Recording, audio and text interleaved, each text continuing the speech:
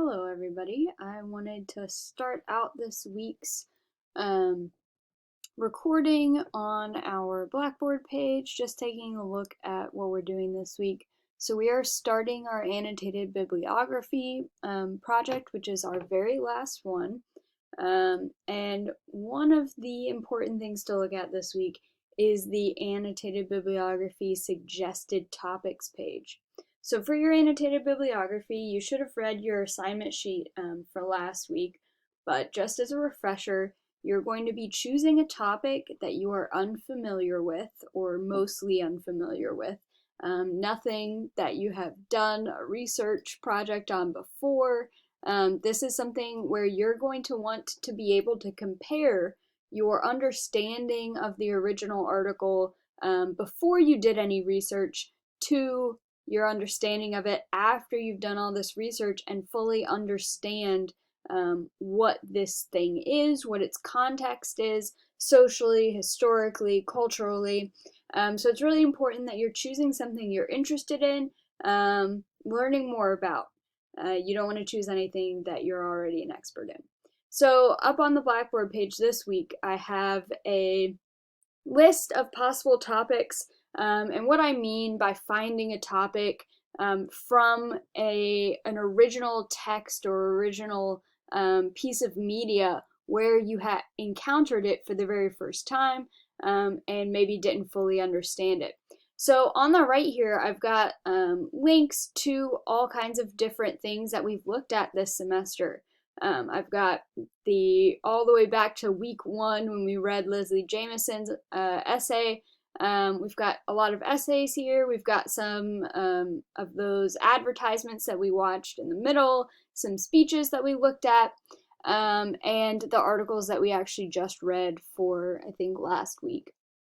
And then over here on the left-hand side, we've got possible topics that are drawn from or found in those original texts, if they're an article or a speech or pieces of media, because some of these are advertisements. So you can look over here and you're just choosing one, and you aren't required to choose one from this list. This is just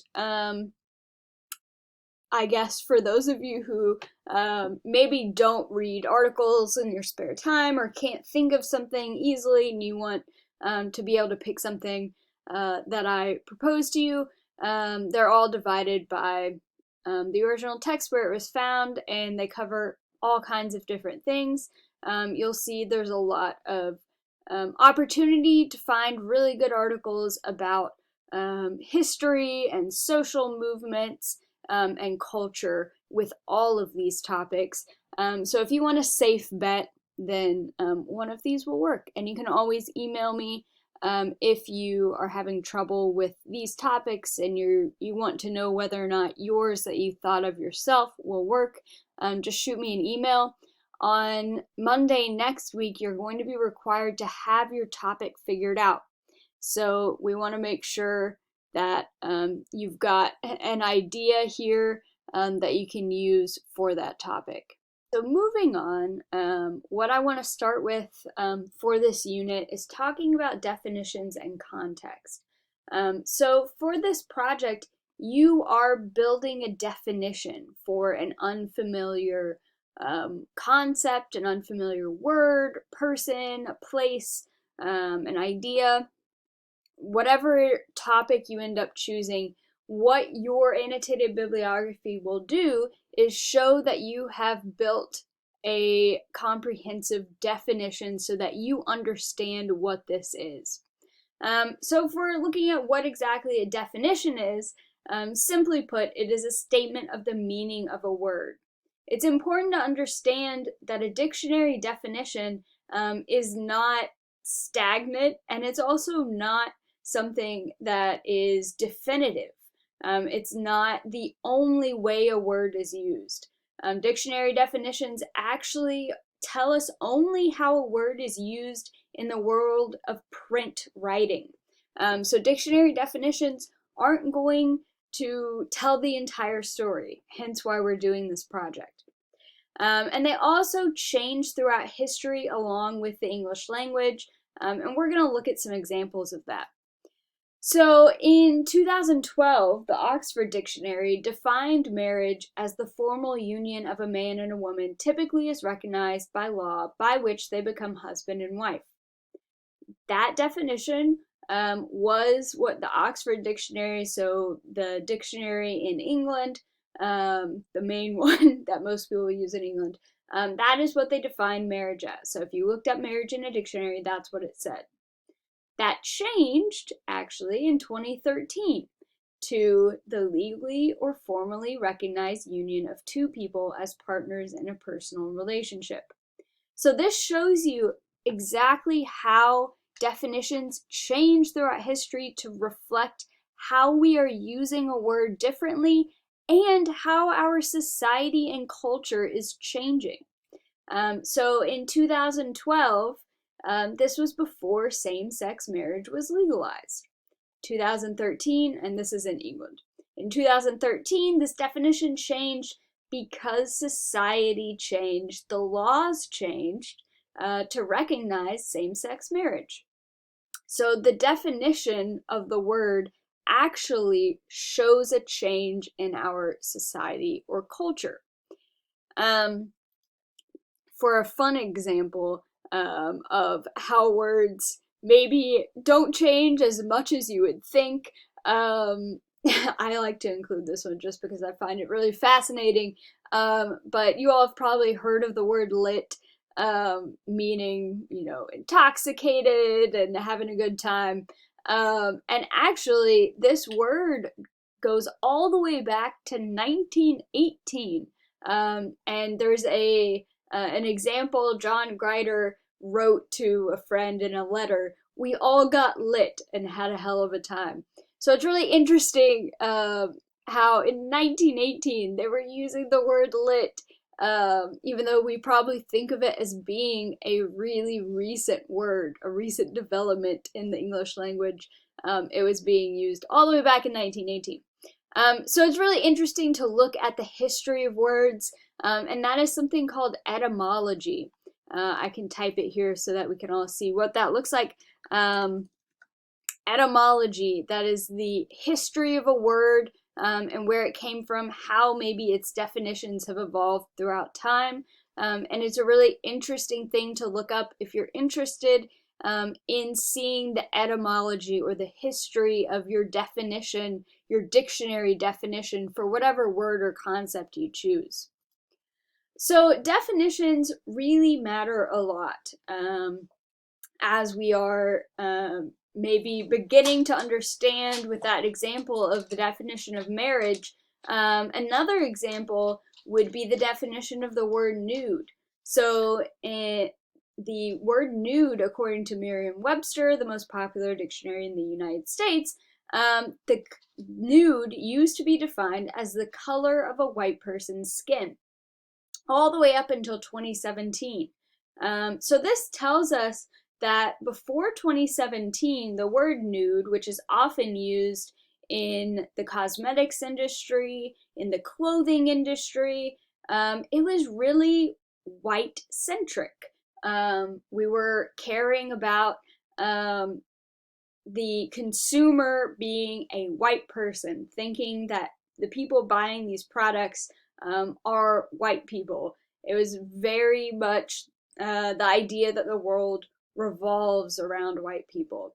Of course, the word nude does not mean a white person at all. If you think the word nude, of course you think naked, you think skin color. Well, skin color isn't only white. It comes in all kinds of shades. And so in 2017, there was actually a movement, a protest movement, to change this definition because this definition was racist. And so it changed to a color of clothing or makeup resembling that of the wearer's skin. So now you can see this definition is much more inclusive, and it reflects the fact that nude can be any person's skin color, not just a white person's skin color, that other people besides white people are buying these products who are, using, clothing, makeup, all of this. Sorry if you can hear my cat in the background. He sounds so miserable, but I promise he's just a big giant baby. So this reflects the changes in society and culture, that we are trying to undo all of these racist ideologies that kind of permeate our culture and have for a really long time. So it's really important to look at definitions and to define things comprehensively so that we understand the full context. And especially as we're looking at the two examples of marriage and nude, we think about culture and society. And we're also, for this project, going to be thinking about historical context as well.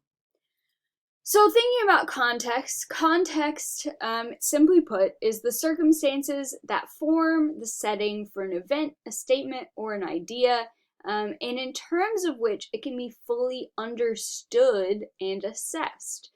So context is historical, it's social, it's cultural, it's circumstantial, and without it, like the ending of that definition told us, you can't fully understand the meaning of what is being said. So I've got an example here for the importance of context. If you want to watch this video, you can pause my video and pick this one up and watch it. It is a really quick rundown of a lake in Minneapolis, Minnesota, that was named Lake Calhoun up until 2018, and they changed the name to Bidet-Makaska. And it covers why exactly that name change happened and the full context for this lake. So this is the sort of work I'm asking you to do in this annotated bibliography. And this is the example of doing it with this place. Now, your topic doesn't have to be a place. It can be a word, it can be a concept, it can be a person instead, it could be an event that happened. But for this example, it's a place. So the place is Lake Bidet-Makaska. And if I just wanted to look at the simple definition, I used to live in Minnesota, so I visited this lake, and if I look at my initial understanding of it, it just seems like it's the largest lake in Minneapolis to me. That's it. Simply put, that's all I know about it. But I want to define it within the full context of what this lake is, what it means, the importance of it, contextualize it within the history, the culture, and society. So I can do some research to find this out. And I find out that the lake was named by the Dakota Native American tribe, and it means Lake White Earth. I learned that Army surveyors were sent to the area to establish a military fort in 1817, and these people are the ones who renamed it Lake Calhoun after the Secretary of War, John C. Calhoun. And I learned that John C. Calhoun was a slave owner and a pro-slavery politician. And then as far as the timeline of its history goes, in 2018, like I said, the lake was returned to its original Dakota name. So I can find some social and cultural implications for all of this as well, to put it into context. When it was renamed Lake Calhoun, many people believed it was okay to seize land and language and ideas from Native Americans. And at the time it was Lake Calhoun, many people thought that John C. Calhoun was a hero because many Americans supported slavery. And now in 2018, obviously, we've shifted to, luckily, viewing slavery in a negative light, and we don't want to honor people who supported it, and we want to honor cultural heritage of our country, and acknowledge the fact that the native tribes, like the Dakota, were there first. So that's why we want to rename it Lake Bidet-Makaska in 2018.